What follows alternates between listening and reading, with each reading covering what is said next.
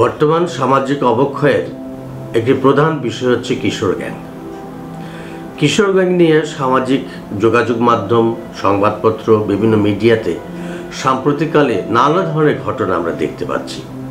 আমরা জানি যে সমাজে এখন নানান ধরনের সন্ত্রাসী কর্মকাণ্ড চলছে, চুরি, ছিনতাই, রাহাজানি, ধর্ষণ, হত্যা, এমনকি ইভটিজিং ইত্যাদি নানান কারণের পিছনে কিন্তু এখন কিশোর গ্যাংকে দায়ী করা হচ্ছে।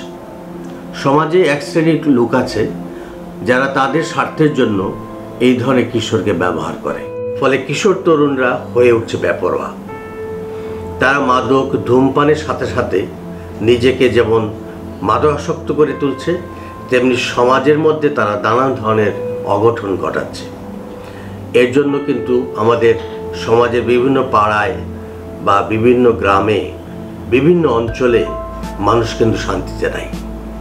প্রত্যেকেই কিন্তু একটা আতঙ্কের মধ্যে, আশঙ্কার মধ্যে দিন কাটাচ্ছে যে কিশোর গ্যাংরা কখন কি করে ফেলে, এবং ঘটনা কিন্তু তারা ইতিমধ্যে অনেক কিছু ঘটিয়েছে।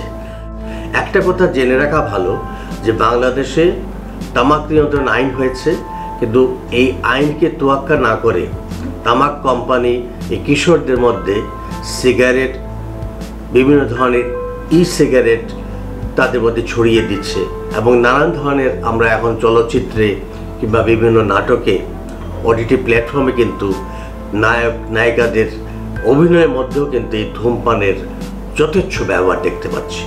এতেও কিন্তু তারা এই ধূমপানে আগ্রহী হচ্ছে, উৎসাহিত হচ্ছে এবং ধূমপান গ্রহণের জন্য তারা তৈরি হচ্ছে। এটাও কিন্তু একটা অশনি সংকেত। সুতরাং আমাদেরকে একটু সচেতন হতে হবে। বিশেষ করে পিতামাতার উদ্দেশ্যে আমি বলতে চাই, অভিভাবকদের উদ্দেশ্যে বলতে চাই, শিক্ষকদের উদ্দেশ্যে বলতে চাই যে আপনার ছেলেমেয়েরাও কিন্তু একজন যে কোনো দিন এই ধরনের অপরাধমূলক কর্মকাণ্ডে জড়িয়ে পড়তে পারে। সুতরাং এখন থেকে আমাদের সচেতন হতে হবে।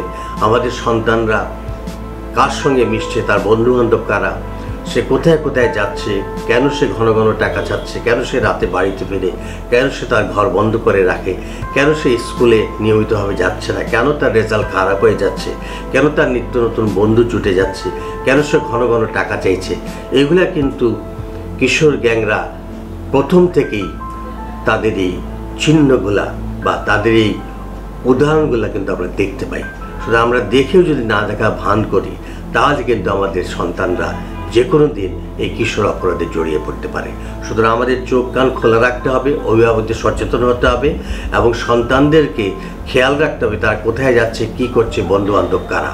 এবং আমরা যদি পরিবার থেকেই এই ধরনের সন্তানের প্রতি খেয়াল রাখার জন্য নিজেরা একটা কোয়ালিটি টাইম দিতে পারি, একটা ব্যস্ততার মধ্যেও আমরা যেন একটা সময় সন্তানকে দিতে পারি, সেটা যেন আমরা এখন থেকে করতে পারি। সন্তানের সঙ্গে বন্ধুসুলভ আচরণ করতে পারি, তার সঙ্গে খাবার টেবিলে বসে গল্প করতে পারি, তার সঙ্গে সুখ দুঃখের কথা বলতে পারি, পড়াশোনা, বন্ধুবান্ধব, নানান কিছু বিষয়ে তার সঙ্গে আলোচনা করতে পারি। অর্থাৎ শেয়ারিং, অর্থাৎ আমার দুঃখের কথা তাকে বলবো, তার দুঃখের কথা আমি শুনবো, এবং দুজনে মিলেই আমরা সেটা সমাধানের চেষ্টা করব।